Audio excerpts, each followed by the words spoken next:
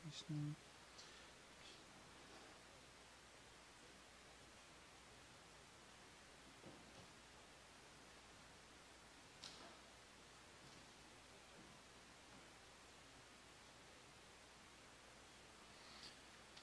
Hare Krishna.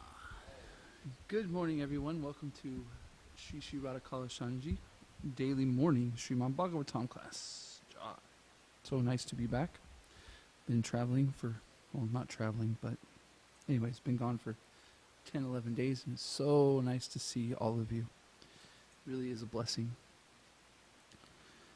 I thank the pujaris for opening the curtain at 7 o'clock. It was like, I feel like, such a long kirtan. It was really, really nice. And then starting Srimad Bhagavatam quite early, actually. We get to speak a little bit about more Srimad Bhagavatam. But first we'll sing Jai Radha Madhava. Jaya Radha Madhava Kunja Bihari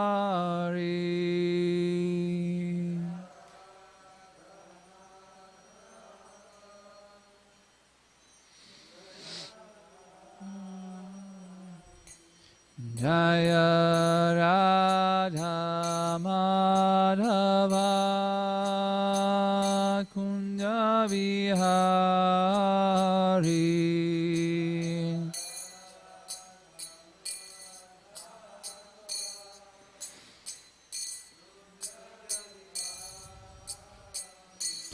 Jaya Gopi Chanavallabha Girivaradari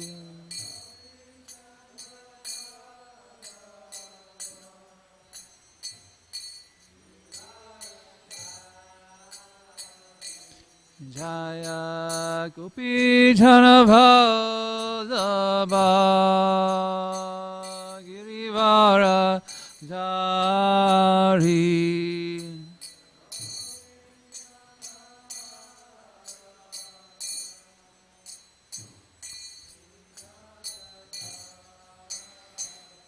Yashoda Nanda-braja Ranjana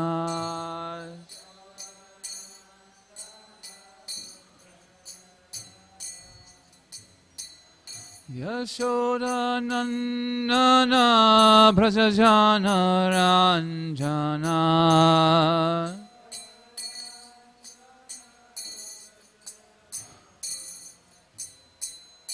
Yamuna Tiravanachari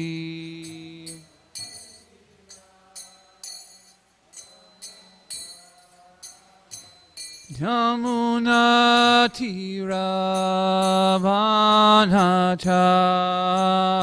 Tiravanachari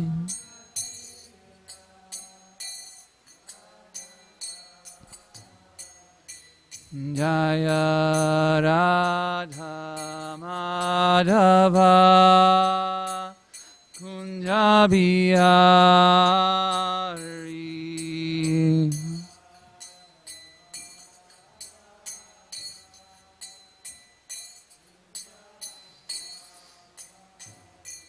Jaya Radha Madhava Kunja Bihari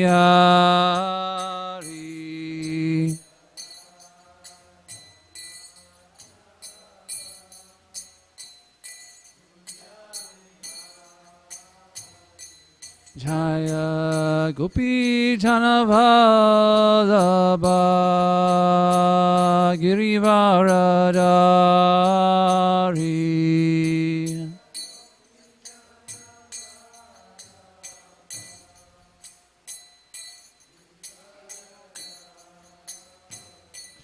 Jaya Gopi Chanavallabha Girivaradari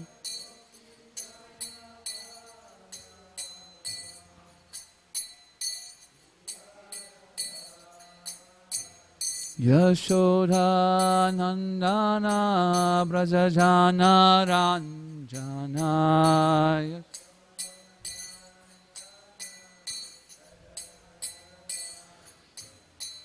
Yashoda Nandana Braja Jana Ranjana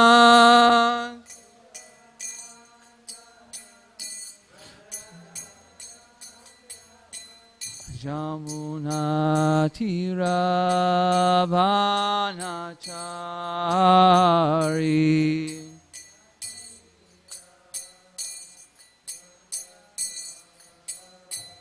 Yamuna Tira Vanachari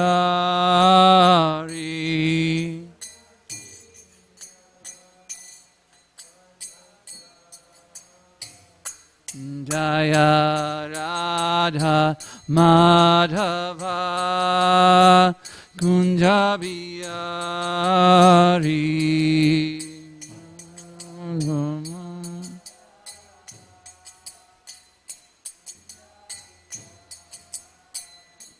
Jaya Gopi Janavallabha Girivaradari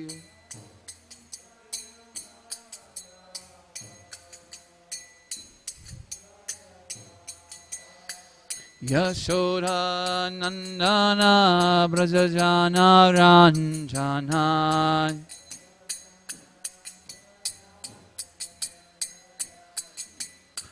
Yamuna Tira Vanachari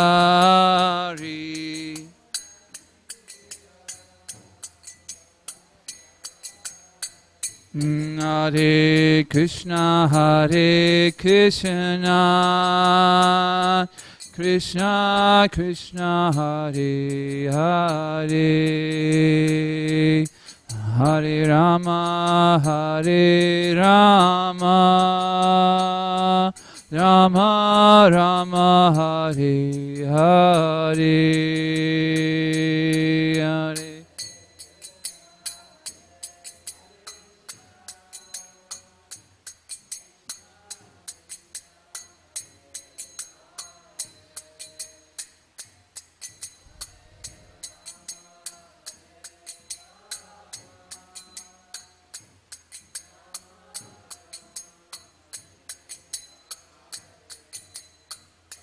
Hare Hare Krishna Krishna Krishna Hare Hare Hare Rama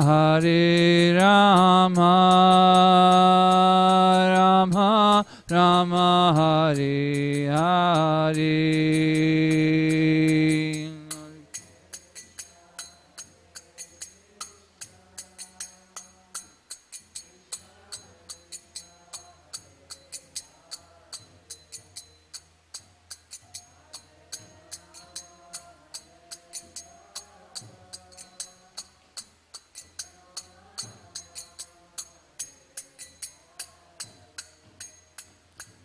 Jaya Radha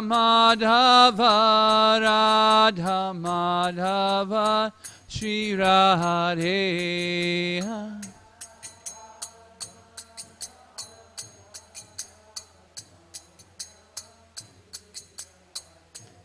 Jaya Radha Kalashanji Shri Radhe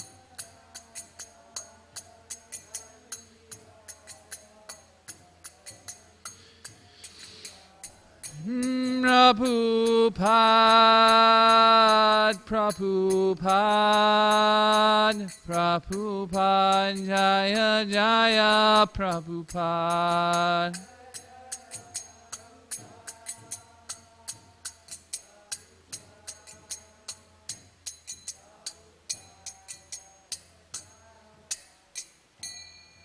Shri Radha Madhava ki jai. Shri Radha Kalashanji ki jai. Shri the Prabhupada ki jai. Om Namo Bhagavate Vasudevaya. Om Namo Bhagavate Vasudevaya. Om Namo Bhagavate Vasudevaya. Narayanam Namaskrityam Naram Chaiva Narottamam Devyam Sarasvatam Vidyasyam Tato Jayam Yudirayet. Before reciting the Srimad Bhagavatam, which is the very means of conquest, one should offer the respectful obeisances unto the personality of Godhead, Narayana, unto Narayan Rishi, the supermost human being, unto Mother Saraswati, the goddess of learning, and to author Srila Vyasadeva, the author. Nashta prayasa abreshu nityam bhagavata sevaya bhagavati uttamasloke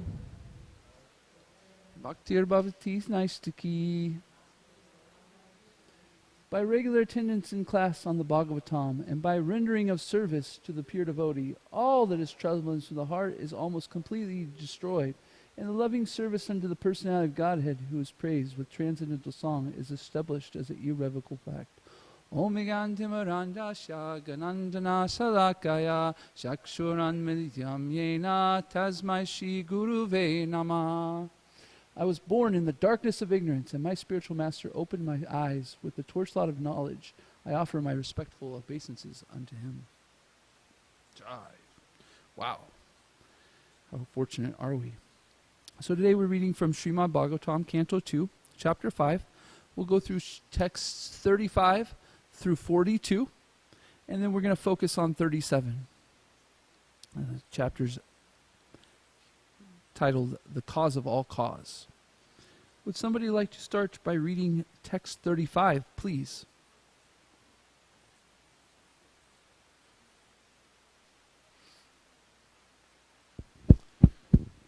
The Lord Mahavishnu, although lying in the causal ocean, came out of it, and dividing himself as Hiranyagarbha, he entered into each universe and assumed the Virat Rupa with thousands of legs, arms, mouths, heads, etc. 36.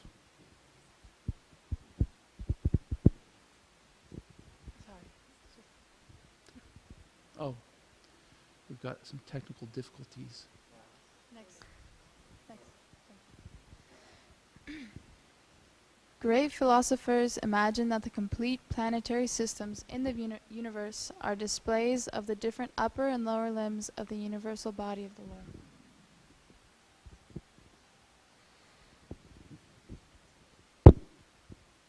The Brahmanas represent his mouth, the Kshatriyas his arms, the Vaishyas his thighs, and the Shudras born of his legs. The lower planetary systems, up to the limit of the earthly stratum, are said to be situated in his legs. The middle planetary system, beginning from Bhuvarloka, are situated in his navel. And the still higher planetary system occupied by the demigods are highly cultured sages and saints, are situated in the chest of the Supreme Lord. From the forefront of the chest up to the neck of the universal form of the Lord are situated the planetary system named Janaloka and Tapaloka, whereas Satyaloka, the topmost planetary system, is situated on the head of the form. The spiritual planets, however, are eternal.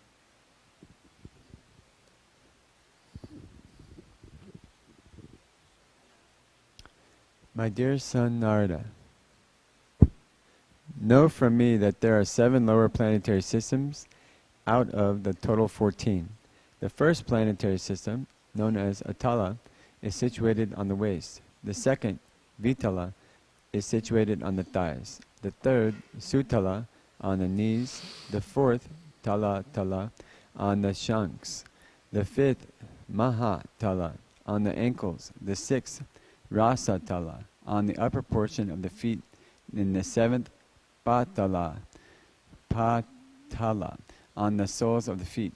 Thus the Virat form of the Lord is full of all planetary systems. Others may divide the whole planetary system into three divisions, namely the lower planetary systems on the legs up to the earth, the middle planetary systems on the navel, and the upper planetary systems, Svargaloka, from the chest to the head of the Supreme Personality. Thus ends the Bhaktivedanta purports of the second canto, 5th chapter of the Srimad Bhagavatam entitled The Cause of All Causes. So Lord Brahma here is speaking about the Virat Rupa. In chapter 1, we also had some lessons on the Virat Rupa, or the universal form of the Lord. And there, though, Sukadeva Goswami is speaking more about seeing Krishna in his Virat Rupa on the earthly planet. Not just the earthly planet, because he talks about the sun, right, being his eyes, and the moon and the sun being his eyes, and the trees being the hairs on his body. So in Canto 2 here, we start getting a lot of Srimad Bhagavatam, the understanding in Srimad Bhagavatam of that all energy is coming from Krishna. Canto 1, we're kind of wrapping up Bhagavad Gita, right? Some stuff happened in Bhagavad Gita or Mahabharata, and so it's saying, why is Krishna left? Why are we speaking this Srimad Bhagavatam? What's going on? And then Canto 2, we start to speak Srimad Bhagavatam. It said that Srimad Bhagavatam starts in Canto 2. And so it said that Srimad Bhagavatam can take a person from whatever their understanding is all the way to the very top by going through the Srimad Bhagavatam in a systematic way, starting from the first canto, going to the second canto, on and on and on. And also, Srimad Bhagavatam is also described as an incarnation of Krishna, meaning that the first two cantos are his feet, and then it goes up to the third and fourth, gradually up Krishna's body, up to his face in Canto 10. But this Canto 2, my point being is that we're really seeing Sukadeva Goswami speaking Srimad Bhagavatam, speaking about the Virat Rupa, the Brahman effulgence, that all energies are coming from Krishna, and Krishna in the heart. So we'll go to text 37, and 37 will be the verse that we will do the Sanskrit, and then the translation and the purport. Okay. Purusha Mukha Brahma. Purushasya Mukham Brahma. Satram Yatsya Bhavayaha. Satram Yatsya Bhavaha. Urvor Vasho Bhagavatya. Urvor Vasho Bhagavatya. Bhadyam Sudro Vajayataha. Pudyam Sudro Vajayataha. Padbayam Sudro Vajayataha. Purushasya Mukhyam Brahma.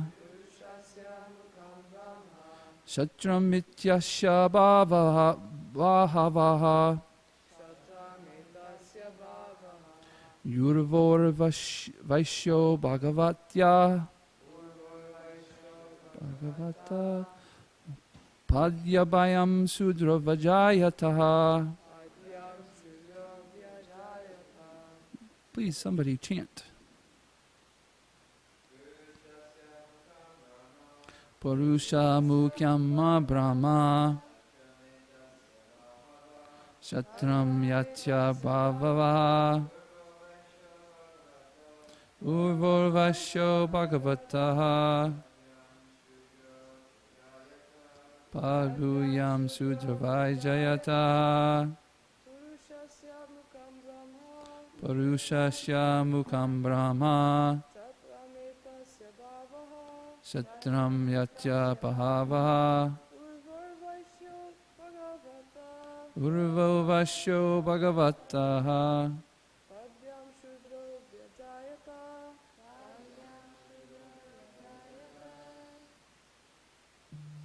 Anybody else? Purushasya mukham brahma Satram vatasya bhavaha Urvo vaishyo bhagavataha Padvyayam sudro vajayata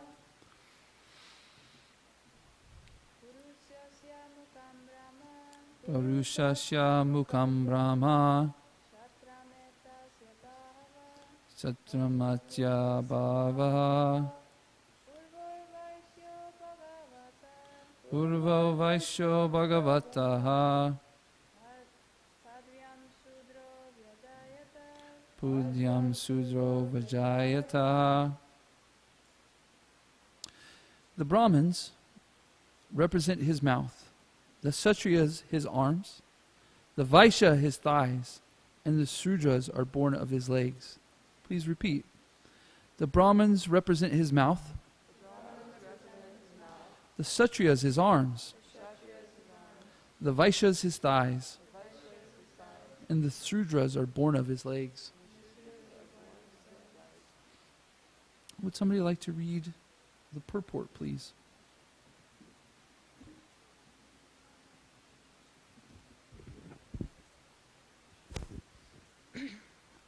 All living beings are stated to be the parts and parcels of the Supreme Lord, and how they are so is explained in this verse. The four divisions of human society, namely the intelligent class, the Brahmanas, the administrative class, the Kshatriyas, the mercantile class, the Vaishyas, and the laborer class, the Shudras, are all in different parts of the body of the Lord. As such, no one is different from the Lord. The mouth of the body and the legs of the body are non-different constitutionally.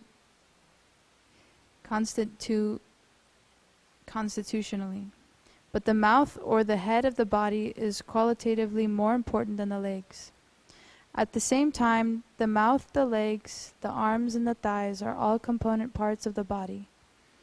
These limbs of the body of the Lord are meant to serve the complete whole.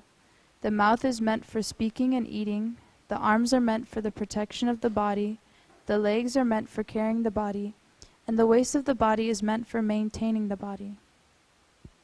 The intelligent class in society, therefore, must speak on behalf of the body, as well as accept foodstuff to satisfy the hunger of the body. The hunger of the Lord is to accept the fruits of sacrifice. The Brahmanas, or the intelligent class, must be very expert in performing such sacrifices, and the subordinate classes must join in such sacrifices. To speak for the Supreme Lord means to glorify the Lord by means of propagating the knowledge of the Lord as it is, broadcasting the factual nature of the Lord and the factual position of all other parts of the whole body. The Brahmanas, therefore, are required to know the Vedas, or the ultimate source of knowledge. Veda means knowledge, and Anta means the end of it.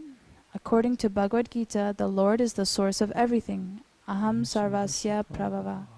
And thus the end of all knowledge, Vedanta, is to know the Lord, to know our relationship with Him, and to act according to that relationship only. The parts of the body are related to the body. Similarly, the living being must know his relationship with the Lord. The human life is especially meant for this purpose, namely to know the factual relationship of every living being with the Supreme Lord. Without knowing this relationship, the human life is spoiled. The intelligent class of men, the Brahmanas, are therefore especially responsible for broadcasting this knowledge of our relationship with the Lord and leading the general mass of people to the right path. The administrative class is meant for protecting the living beings so that they can serve this purpose. The mercantile class is meant for producing food grains and distributing them to the complete human society so that the whole population is given a chance to live comfortably and discharge the duties of human life. The mercantile class is also required to give protection to the cows in order to get sufficient milk and milk products, which alone can give the proper health and intelligence to maintain a civilization perfectly meant for knowledge of the ultimate truth. And the laborer class, who are neither intelligent nor powerful, can help by physical services to the other higher classes, and thus be benefited by their cooperation. Therefore, the universe is a complete unit in relationship with the Lord, and without this relationship with the Lord, the whole human society is disturbed, and is without any peace and prosperity. This is confirmed in the Vedas. Brahmano syamukam asid bahu rajanya kritaha.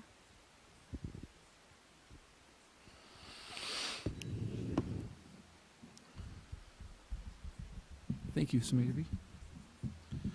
So, in speaking about seeing Krishna within all his energies, Srimad Bhagavatam is giving us another way to see Krishna in the sense of the work being done in this world, or the natures of people, can also be seen as part of Krishna, or as Krishna's energy.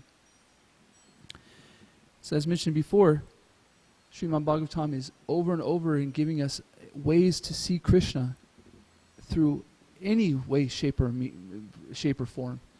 Just try to see Krishna. So, for instance, I was on vacation for the last 10 days, and my association with devotees was very, very limited, right? I was around my family and stuff like that, but unfortunately sometimes we don't see our family as devotees like that, in that sense. Of course they are devotees. I'm not trying to disrespect what I'm just saying. But anyways, point being, I was in Oregon, and Oregon is very beautiful. Anybody been to Oregon or the Northwest, Seattle, or no? Been to? It's very, very beautiful, very green, mountains. We went to the coast where the ocean, in Oregon, we call it the coast. We don't call it the beach, because when you go to the beach, you think of California and sunny, and in Oregon, it's the coast because it's cold, usually around 60 degrees, 50 degrees. But this was very nice at this time of the year because it's about 70 degrees. And so, in the attempt to try to see Krishna, our acharyas and Srimad Bhagavatam are giving us different ways to see Krishna. So, in a sense, I could have the opportunity to associate with Krishna through the beauty of the nature, through the ocean, and watching the kids swim in the ocean, to the beautiful trees, to the birds, all kinds of ways to see Krishna. So, in society, their work must be done. This material world is designed in such a way that we must work. But if we follow Srimad Bhagavatam and Krishna's instructions, we can understand that that work is done in a way that can bring us up to the ultimate truth. And this system is called Varna and Ashram. The 4 Varnas being the Brahmins, the Kshatriyas, the Vaishyas, and the Sudras. These different qualities of work come with different types of works.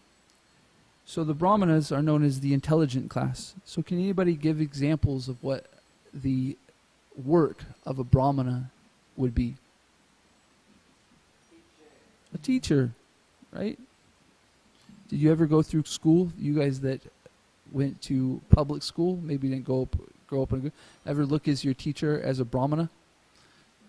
I know I went to public schools, and I never looked as my teachers Brahmins, but they're Brahmins. It's an occupation. What else? What other engagement might a Brahmin be in?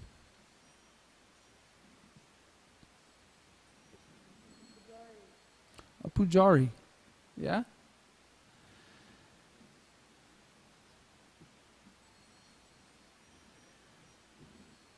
So a pujari is engaged in worship of the deity, and they wear a Brahmin thread and go through different mantras to purify themselves, and then engage in the devotional service of the Lord. Any other? Yes, Drista. A question about what? Go ahead. We have a question about brahmanas. So you were talking about like what are the occupations of a brahmana, and I get a little confused sometimes. Like sometimes it seems like there's like the spiritual version of brahmana, and then there's like the material version of brahmana. Mm. So for example, like there's quotes like everyone should become Brahman, and Brahman means one who knows Brahman, one who knows spiritual life. Mm. So technically it's kind of like, oh, everyone should know spiritual life, everyone should know Brahman, everyone should know what is matter and what is spirit.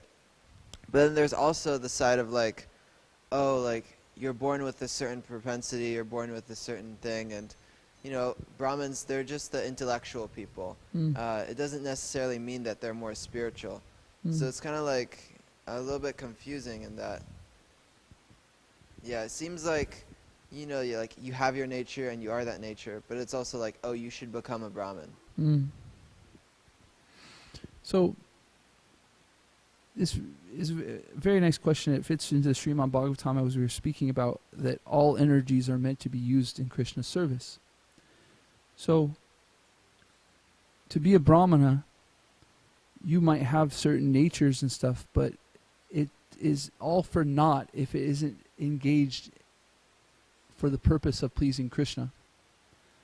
So yes, there's some people with that their natures is to teach or to educate or to be this educational type of you can see it, professors, they're very on the mental platform. But it really has no benefit for them if it's not engaged in serving Krishna. So I hear where you're coming from is that people are born with certain propensities, and that's good. That will give us some direction about how we can serve Krishna. But that doesn't mean we're limited to only that. A devotee of Krishna is engaging everything, every energy, everything in Krishna's service. So they can be a Brahmana, they can be a Kshatriya, they can be a Sudra, whatever, and they can go on. However, it is nice to understand your natures and what's those things that are pleasing to your heart in your engagement. Because when we start to see those, then we start to serve Krishna in those ways, and we can see how that reciprocation of Krishna is with Krishna in that service is making us happy and is pleasing Krishna. Dina? So people who are like working as like scientists or researchers or Mm-hmm. Philosophers or professors, are we not considering them Brahmin class but just because they're not spiritual? Or would they still be considered the Brahmin class because they're like dictating knowledge and like the educational sphere and all of that? Would they still be considered Brahmanas like in terms of like Varnashram, or are we not considering them Brahmins? For their Varna, yes. They are, you can see that their nature, their propensity is for Brahminical qualities or these qualities of knowledge.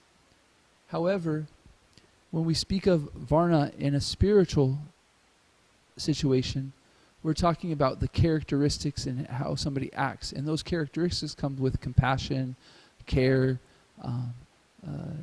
ahimsa, non-violence. So in a spiritual sense, what I'm trying to say is, what I am saying is that the nature of somebody might be of Brahmin qualities. They naturally flow towards those activities which would be considered Brahminical. But Varna Ashram Dharma is meant to understand our nature, to understand what our propensities are, and to start to engage them in Krishna service. So we can call it this, we can call it that, we can say they're Brahmana quality, but Varna Ashram Dharma is meant to help somebody come up to the platform of Krishna consciousness. So we can look at natures in the sense of goodness, passion, and ignorance, these three types of modes of material nature, see that the Brahmanas are more in the mode of goodness, and they're starting to direct or to gravitate towards these kind of qualities. But the point of Varnashram Dharma is to engage somebody in their propensity in elevating the self into a transcendental life. Yes, go ahead. In terms of like society, though, would we consider those people brahmanas, or would we not consider them brahmanas? We can say I'm just wondering, like normal society, or even stuff like being like a brahmana by, like, let's say, like, hypothetically, like a professor or somebody would be considered a brahmana. That doesn't mean that they have brahminical qualities necessarily. Somebody who might be like a shudra or like a vaishya might have more brahminical qualities. So I think it like leads back to just this question. It seems like there's two different definitions of what a brahmana is. Somebody who knows Brahman and who has brahminical qualities, or somebody who has intellectual propensities, or somebody who like has some sort of like status in like the academic world or something like that. Yeah, go ahead, Janaki. I can't remember exactly where, but I believe that Srila Prabhupada one time said that basically everybody in Kali Yuga are Shudras. It's like the higher classes don't really exist because everything is so mixed up.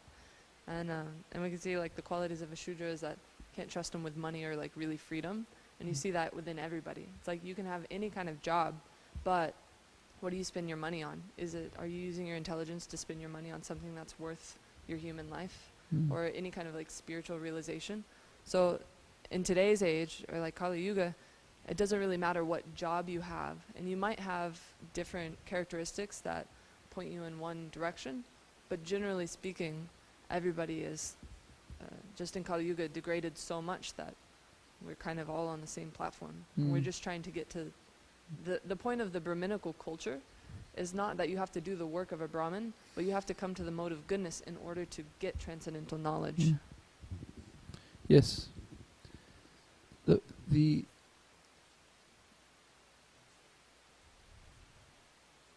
Brahminical qualities in spiritual life, like Janaki said, is in the mode of goodness. Is our sadhana regular? Are we demonstrating the qualities of a Brahman in the sense of our compassion, well, anyways, in Bhagavad Gita it goes through so many qualities of the mode of goodness, right? But what I would like to I don't want to just gloss over the fact that each one of you has a nature, propensities, activities that are attractive to you. And those can be engaged in Krishna service. Some of us are going to be more heady or more knowledge-based, and we will direct more towards Brahminical type activities in that sense. Some of us will be more of administrators, Kshatriyas. We want to, control something or some sense of developing programs or this or that. And then Vaishyas, you have some propensity to make money, right? You want to engage in making some money. And then Sudras, like, look, I just want to do my work. I want my 9 to 5. Let me do my 9 to 5, and then I can go do my, do whatever. So even the Sudra who does their 9 to 5 can still have their sadhana. They can develop their Brahminical qualities of sadhana in the morning, and then afternoons engaging in devotional service. So there are two parts of Brahminical culture or of this. Is are you engaging Brahminical qualities in your spiritual life? But then also we're talking about nature in general here, in that what is your propensity? What's your what are you gravitating towards in your work? Is that okay? What are your thoughts? Yes, Trista.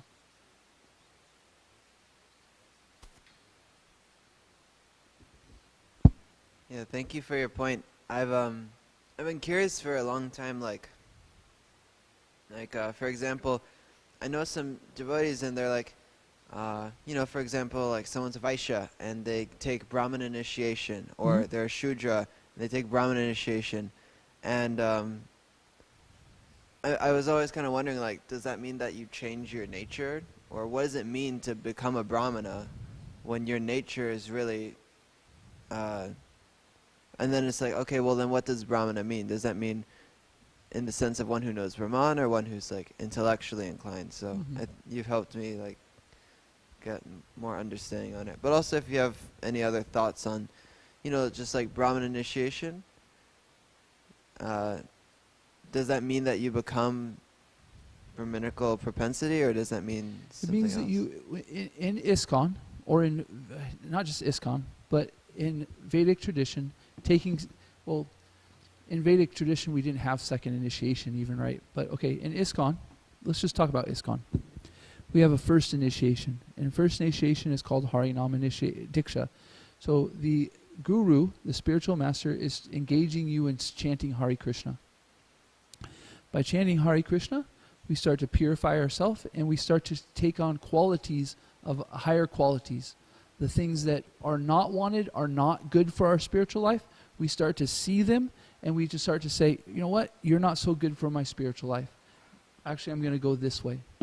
And the more and more we do that, develop the separation of the things that are not good for our spiritual life and what is good for our spiritual life, Brahminical qualities start to arise, the mode of goodness. So then in ISKCON, when you take second initiation, it means that you have an understanding of the scriptures that Srila Prabhupada has given us. You've shown from your first initiation that you're going to continue to chant your 16 rounds. You're going to follow the 4 regular principles. I've heard once that first initiation is kind of like a test. Can you do this? Are you really going to chant your 16 rounds? Are you really going to follow the 4 regular principles? And then, once you've demonstrated that you are fixed in those, and then and understanding the scriptures to a certain degree, then the guru gives you second initiation. But the point is that Brahman initiation in ISKCON is the development of a characteristic of the mode of goodness.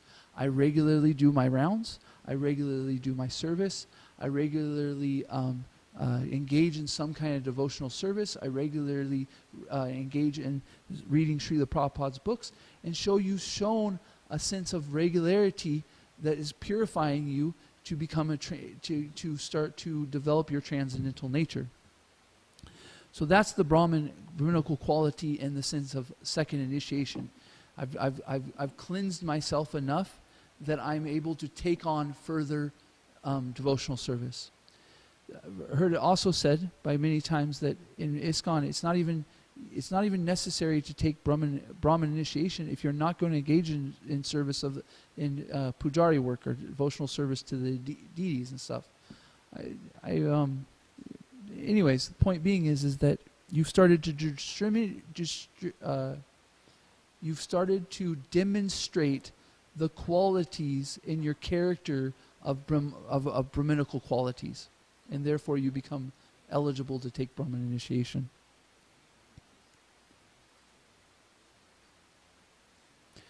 However, that doesn't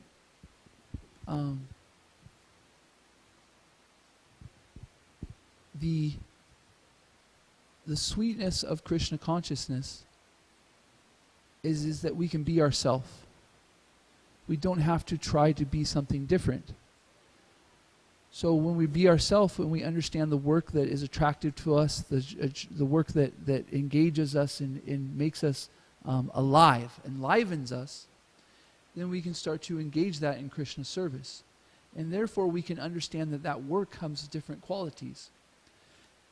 The thing about a devotee, though, is Srila Prabhupada once said that a devotee is good at everything, but they're expert in one thing. So the devotee is able to jump from these different ashrams, different varnas. But that doesn't mean that you don't have a propensity, something that you're attracted to, something that, as you say, jives with you. You know?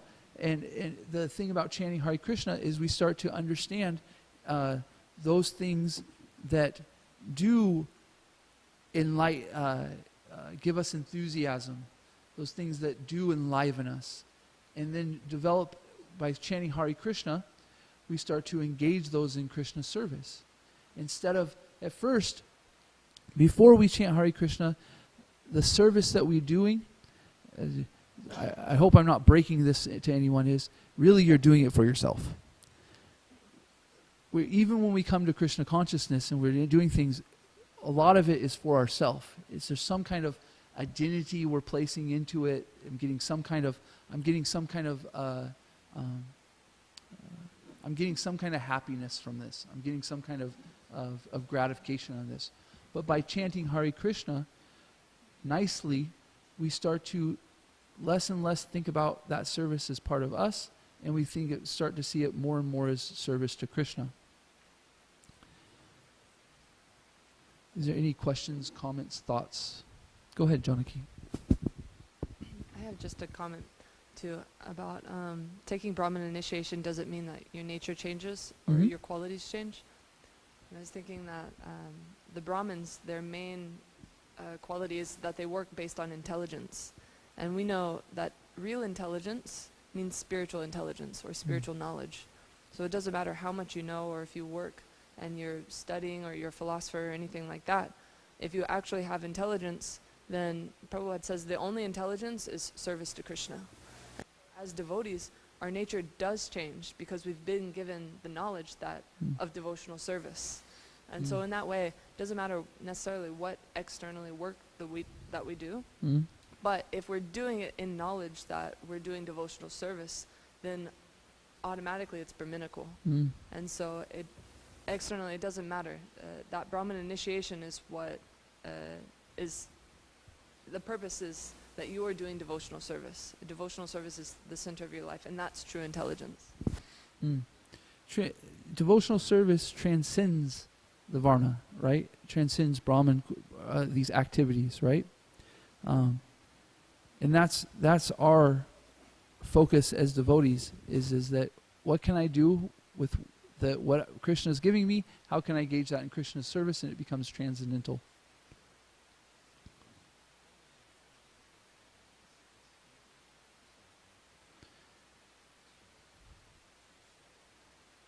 Any thoughts, questions, comments?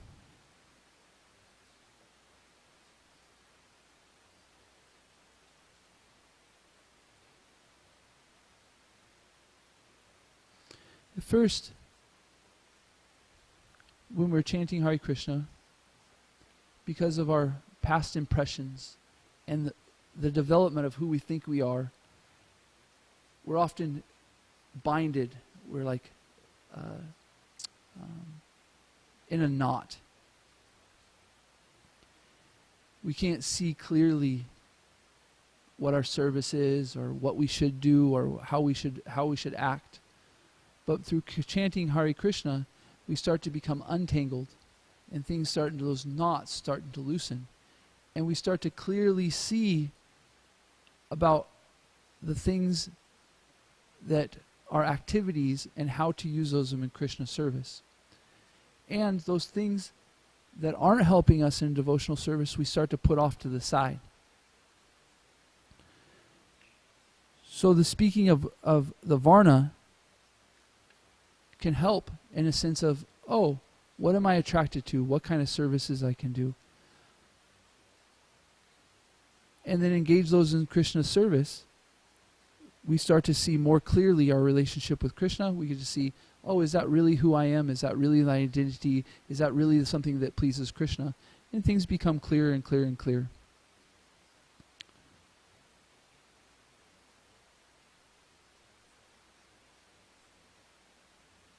I have so many other things I was thinking about talking about, in a sense. Jose, any questions, thoughts? What are your thoughts?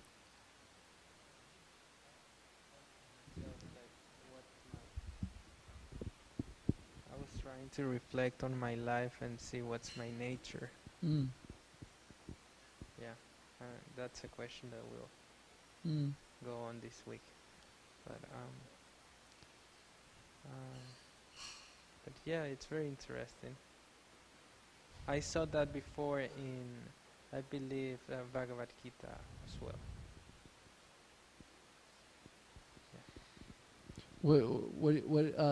When you ask yourself, what is your nature? What are some of the things that come up? I don't know. I mean, it's I always worked in a way that it was just like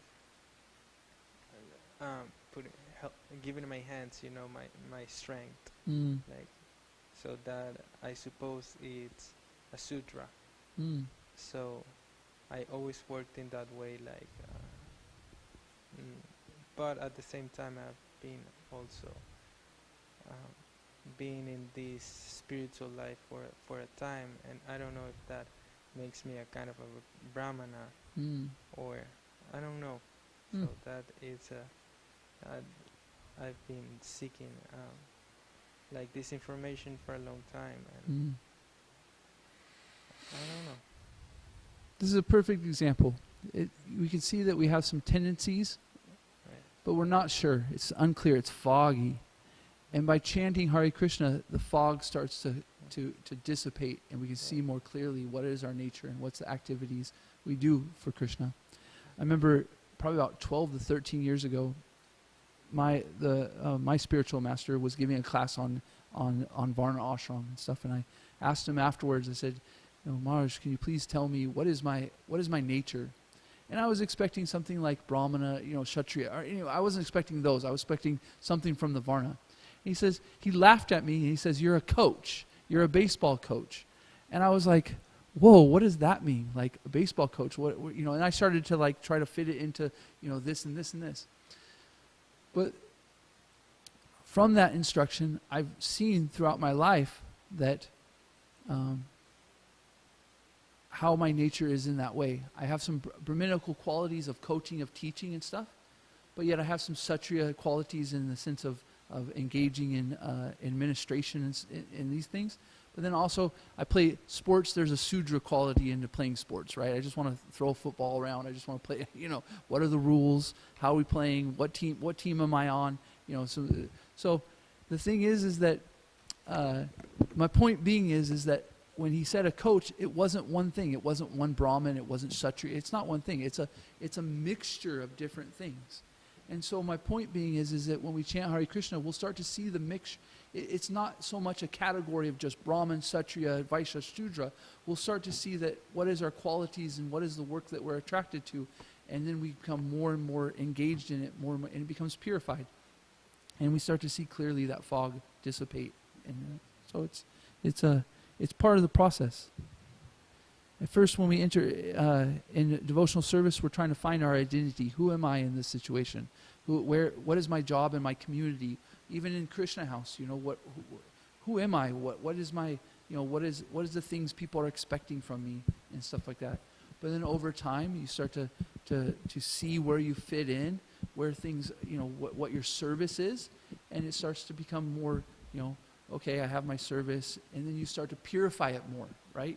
It's the same thing quite often over and over and over and over and over and over, but the spiritual part of it is that even though it's over and over and over, the quality of that work is getting deeper and deeper and deeper, deeper and deeper, and then when it gets deeper and deeper, your connection with Krishna gets deeper. Yes, Dina. I was just thinking about, I don't know if I was that's something you're supposed to say, but I think looking into what your caste is it's almost like a black hole, Yeah. Because there's so many different things that it could be. Because some places it says that it's what your parents did, or it's what your background is. So my dad's a banker, so then it would be okay, so that makes you a Vaishya, But then I know that there's the first grain ceremony, and then that some devotees do. So then they'll put out 4 different items. Then they'll get the baby to crawl to one. And then they'll be oh, that's what their propensity is. So then it's okay, now you need to take into consideration, okay, where did the baby crawl?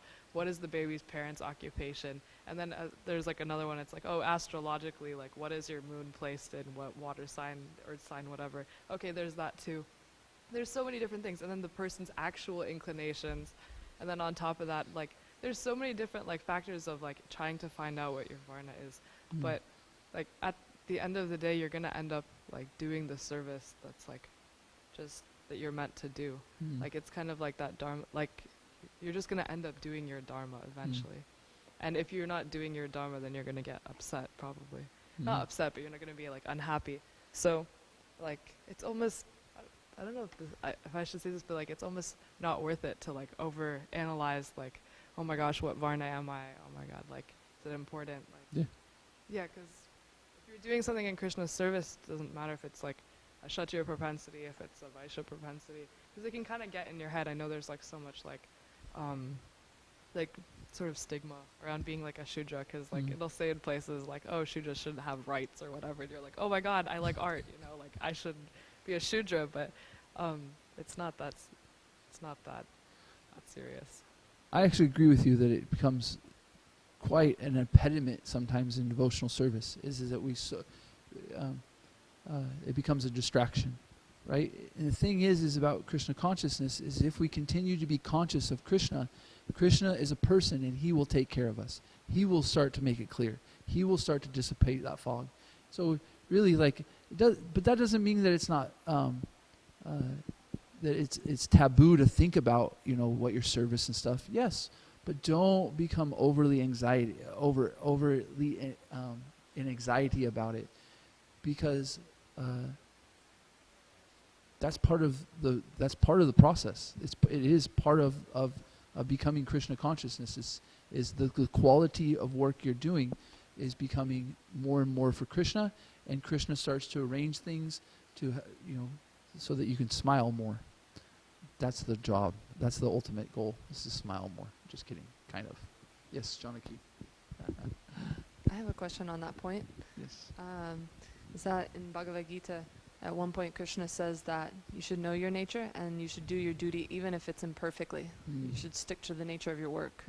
And so how do we understand that we should know our nature and be aware of our nature and try to do whatever it is that is our dharma without being analytical? Well, your question is, how do we get to know our nature without being too analytical about it?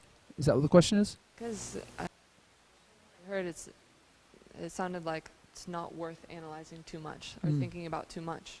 But if you don't know what it is it worth analyzing so that you can do your duty even if it's imperfect? Well,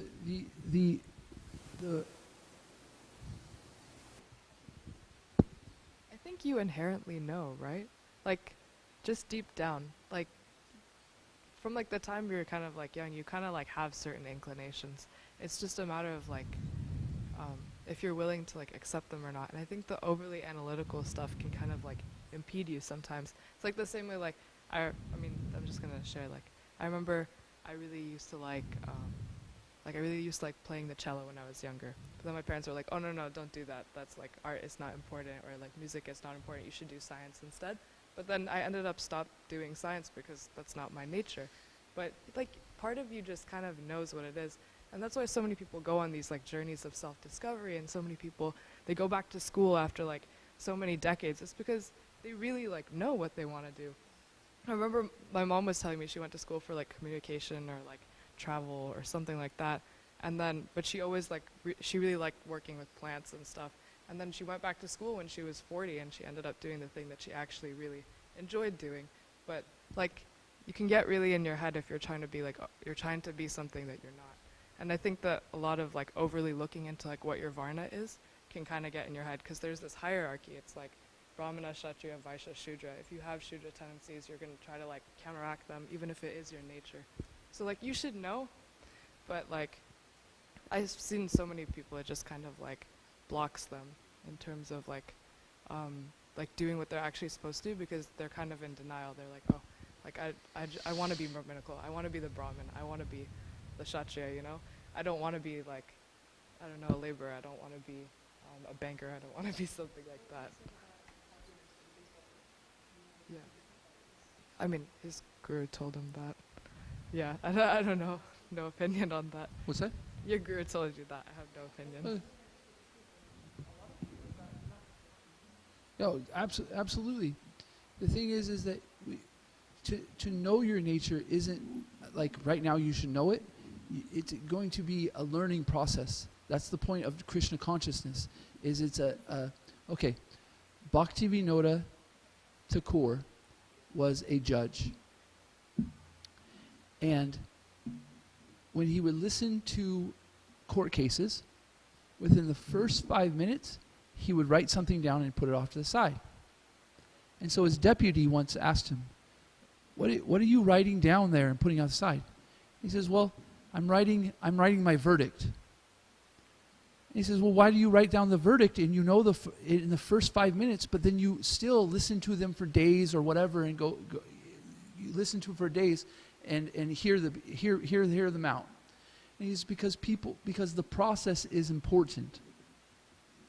So somebody can tell, my guru said, you're a baseball coach.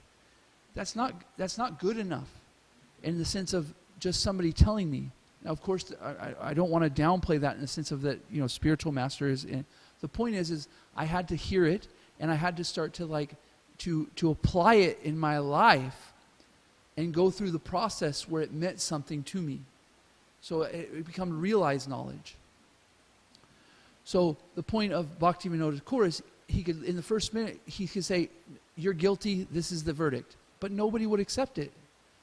So you have to go through the process of Krishna consciousness to start for that fog to separate and to get that clarity.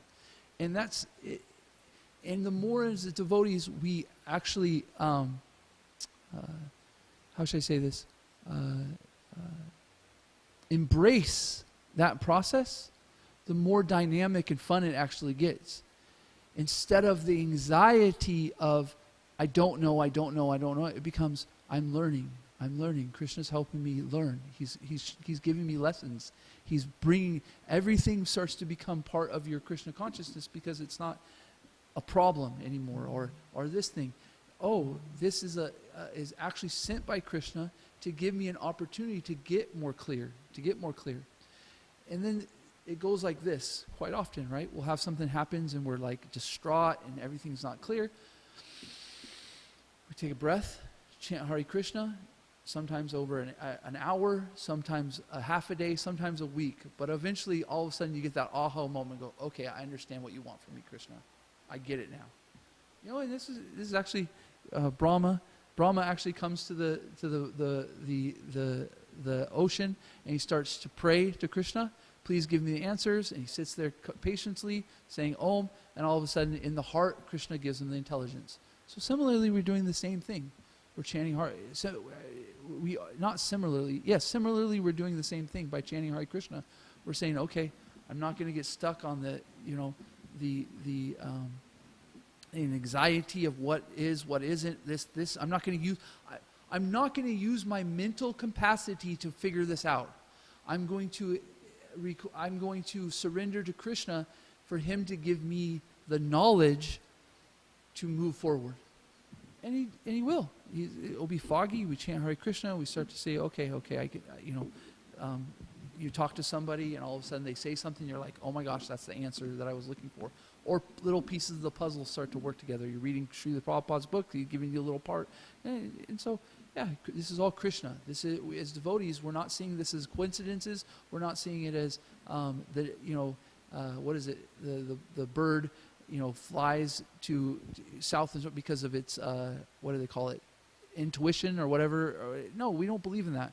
We believe that Krishna is in the heart, directing us, bringing everything into our life to give us an opportunity to go back home, back to Godhead. I'm sorry, I've gone over 9 minutes. I apologize.